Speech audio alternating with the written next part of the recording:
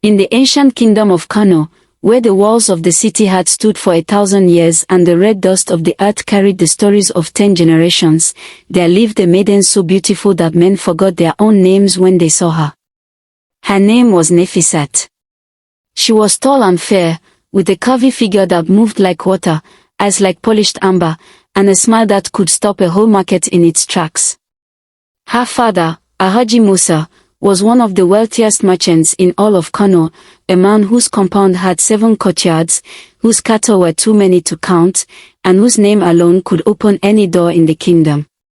And because Nafisat was his only daughter, the most precious thing he owned, the bride price he had set for her was not just high, it was the highest dowry ever demanded in the entire history of Kano. People talked about it in the markets, in the mosques, at the wells, and around the evening fires.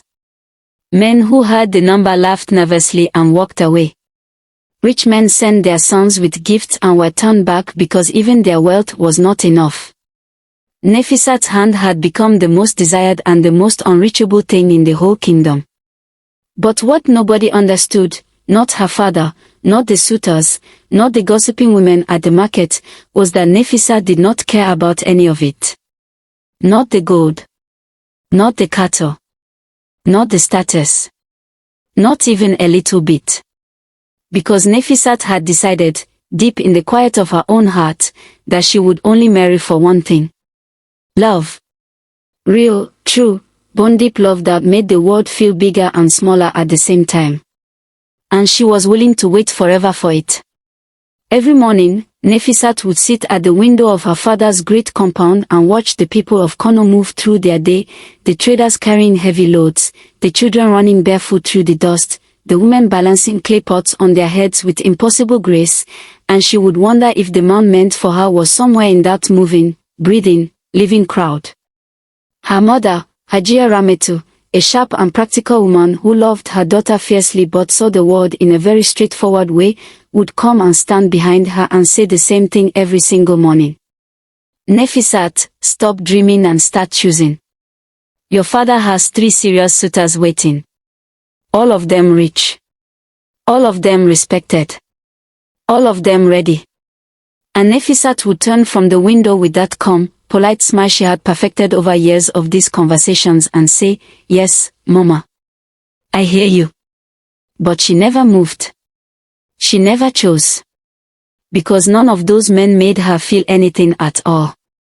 They came with their fine robes and their horses and their big dowry bags, and they sat across from her in the receiving room and talked about their land and their businesses and their connections, and Nafisat sat there and felt absolutely nothing.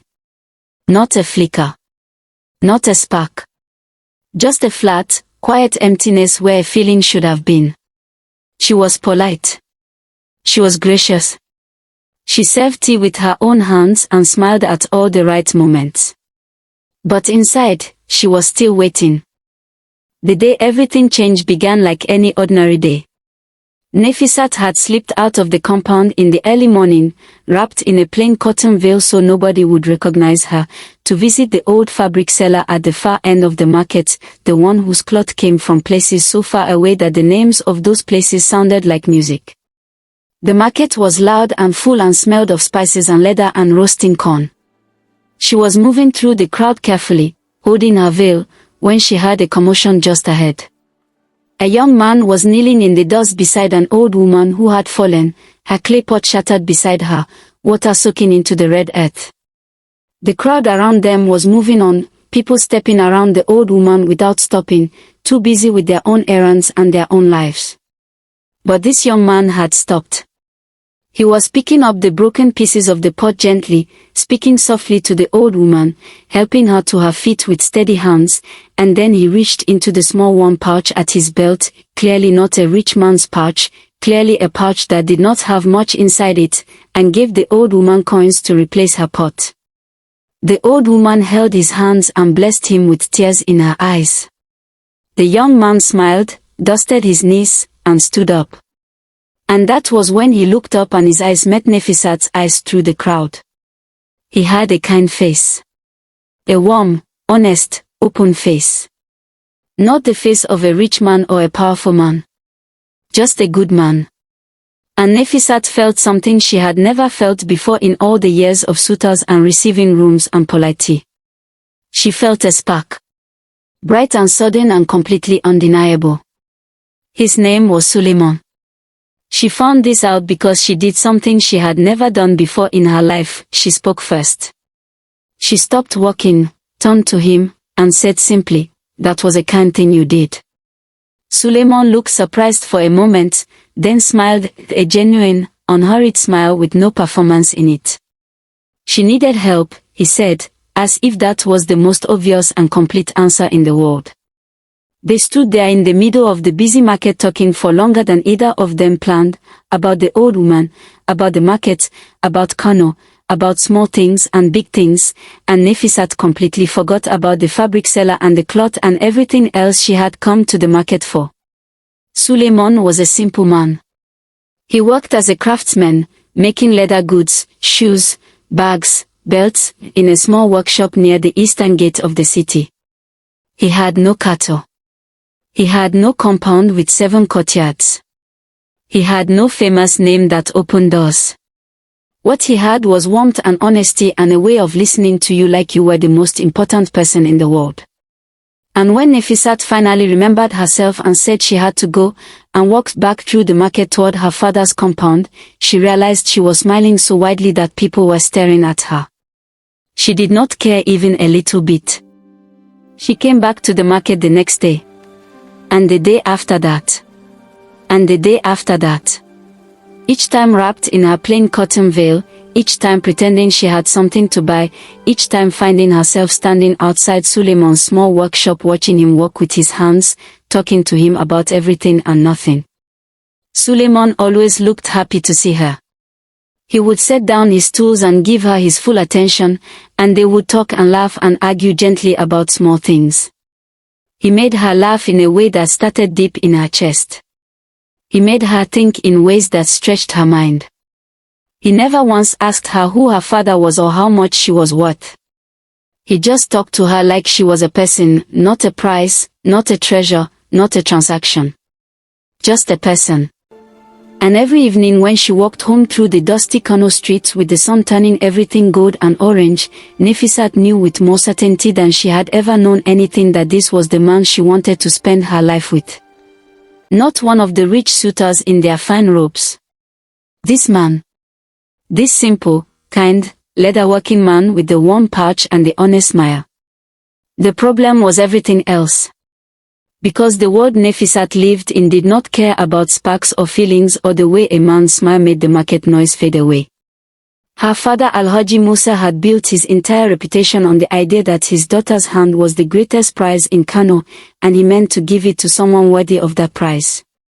Worthy, in his word, meant rich. Meant powerful. Meant a man who could match or surpass the legendary dowry he had set. When Nafisat came home that evening and sat across from her father at dinner, she looked at his proud, strong, certain face, a face that loved her deeply and completely in the only way it knew how, and she felt the weight of what she was about to start. Because she had made her decision. She was going to tell her family about Suleiman. She was going to fight for this. She did not know how. She did not know what her father would say or what her mother would do or how any of it would unfold. She only knew one thing with absolute certainty, that love this real and this rare did not come twice. And she was not going to let it go without a fight. She took a slow, steady breath. She set down her tea. And she began to speak. The words came out of Nafisat's mouth quietly but clearly, the way a stone drops into still water, small, but sending ripples in every direction that could not be stopped once they started. "Baba," she said, her voice calm and respectful, "I have met someone." The dinner table went completely still. Her father looked up from his food slowly, the way a man looks up when he has heard something that his ears received but his mind is not yet ready to accept. Her mother's hand stopped moving. The house help in the corner of the room seemed to stop breathing. Nafisat kept her eyes on her father's face and continued. "He is a good man, Baba. An honest man. A kind man. He walks with his hands and he has nothing to hide and he has never once been anything other than decent to me. His name is Suleiman. The silence that followed those words was the loudest silence Nafisat had ever sat inside. Her father put down his spoon very carefully, the way a man puts something down when he is trying to control himself, and he looked at his daughter with an expression that was not anger yet, but was standing right at the door of anger, with one hand already on the handle. Suleiman who? He said. Suleiman the craftsman, Nafisat said. Near the eastern gate. The silence came back. And this time it stayed much longer. Al-Haji Musa did not shout. He was not that kind of man. He was the kind of man who went very quiet when he was truly upset, whose stillness was more frightening than any raised voice could ever be. He stood up from the table slowly, looked at his daughter for a long moment with eyes that were full of something complicated, love and disappointment and confusion all pressing against each other, and then he walked out of the room without a word. Hajia Rametu, however, was not quiet at all. The moment her husband left, she turned to Nafisat with wide urgent eyes and leaned across the table. "Are you sick?" she whispered fiercely. "Has something gone wrong in your head?" A craftsman, Nafisat. Do you know how many men of standing have sent gifts to this compound? Do you know what your father has built for you? Do you know what people will say? Nafisat looked at her mother with steady eyes. "I know what they will say, Mama. But I also know what I feel. And I have never felt this way about any of the men who came to this compound with their gifts and their status. Not one of them." Her mother shook her head slowly, pressing her hands together. "Feelings, Nafisat.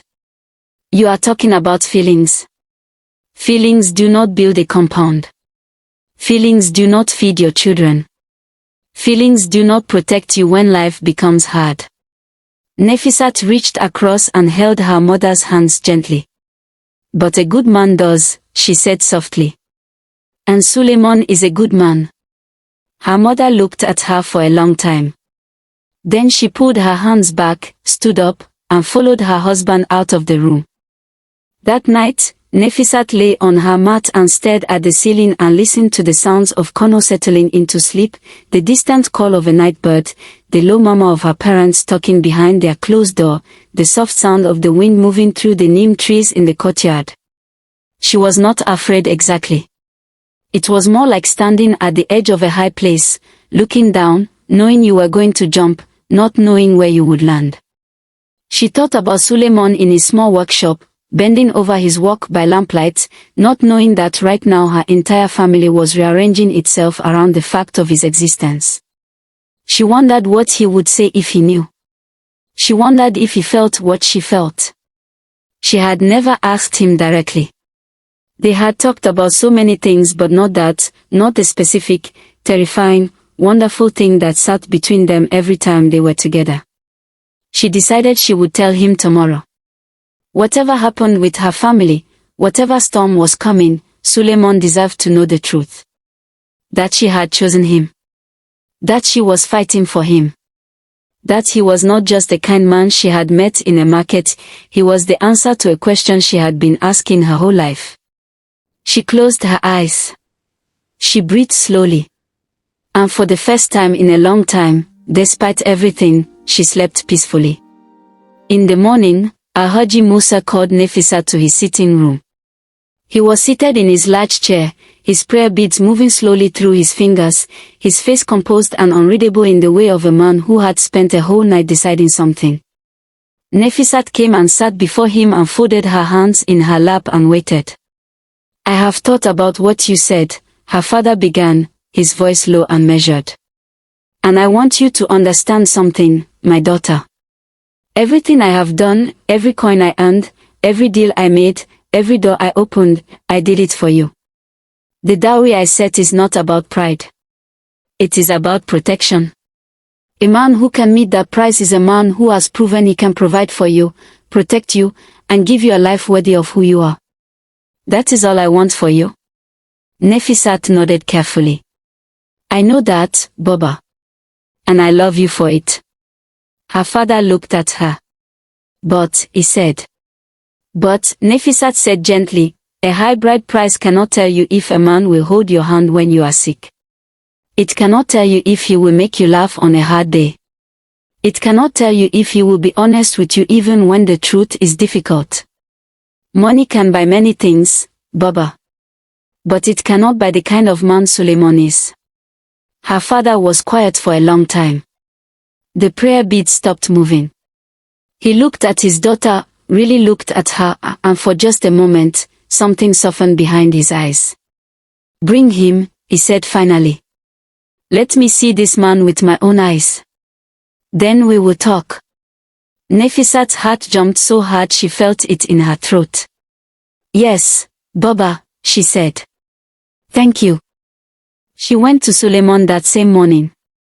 She found him at his workshop, already at work, his hands moving with quiet skill over a piece of dark leather. He looked up when she came in and smiled his warm unhurried smile. And Nafisat stood in the doorway of that small workshop with the morning light coming in behind her and told him everything. That she had told her family about him. That her father wanted to meet him. That she knew this was big and frightening and that he had every right to walk away from something this complicated. She told him all of it clearly and honestly, watching his face as she spoke. Suleiman listened without interrupting, his work forgotten in his hands, his eyes on her face the whole time. When she finished, the workshop was quiet for a moment. Then Suleiman set down the leather very carefully, stood up, and looked at her with those honest open eyes. You told your family about me, he said slowly. Yes, said Nafisat. Knowing your father's position.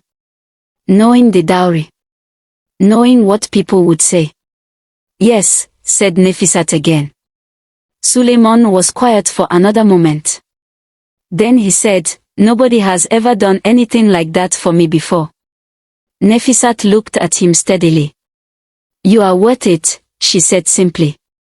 And the way Suleiman looked at her in that moment, with wonder and gratitude and something deeper that neither of them had named yet, told Nafisat everything she needed to know. Suleiman came to the compound of Al-Haji Musa that evening dressed in his finest but simple kaftan, clean and pressed, his worn leather sandals polished as best they could be. He carried no gifts because he had nothing grand to bring. He carried only himself, his honesty, his dignity, and the quiet steadiness that was the truest thing about him. Al-Haji Musa received him in the main sitting room, surrounded by the quiet wealth of the compound, the thick carpets, the carved wooden furniture, the smell of expensive incense. Suleiman sat across from the great merchant and did not look nervous and did not try to be something he was not. He answered every question directly and honestly. Yes, he was a craftsman. Yes, he had a small workshop. No, he could not match the dowry. No, he had no famous name or powerful connections. But he looked Al-Haji Musa in the eyes when he spoke and his voice never wavered and there was a dignity in him that filled the room quietly, the way a candle fills a dark space, not with a raw but with a steady, unwavering light. When the conversation was over and Suleiman had gone, Al-Haji Musa sat alone in his sitting room for a long time. Then he called Nafisat in. She came and stood before him, her heart pounding. Her father looked at her for a long moment. He is not what I planned for you, he said. Nafisat held her breath. But, her father continued slowly, he looks at you the way a man should look at the woman he wants to spend his life with. And he did not lie to me once. He picked up his prayer beads again. We will talk more. But I am not saying no. Nafisat felt tears pressed behind her eyes. She pressed her hands together. Thank you, Baba, she whispered. And as she walked out of that room, she felt the whole long road ahead of her, the conversation still to be had, the family still to be convinced, the world still to be navigated, but she also felt something she had not felt in all the months of waiting and wondering. She felt hope. Real, solid, breathing hope. And she held it close as she walked back out into the warm Kano night. What a mess!